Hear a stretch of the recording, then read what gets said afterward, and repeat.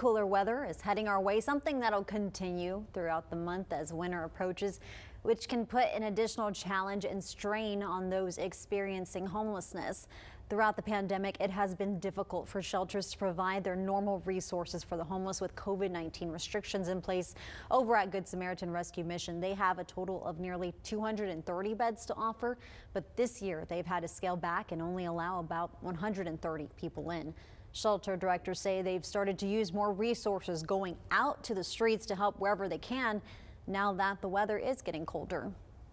It absolutely breaks my heart because I just stood out in it last night about 10 o'clock and I said I would not want to sleep out here. I'd have to be really, really covered up. Murphy says because they've been unable to bring more people in, they're also beginning to run out of the supplies that they can give out. So they're asking the community for help in donations for jackets, blankets, and tarps. You can drop off donations at their facility. Don't worry, we'll have all of this information for you on our website, KHIITV.com. So help where you can, when you can, and of course, stay warm. Mr. Bill is here now with a look at your weather the rest of this week. Hey there, Bill.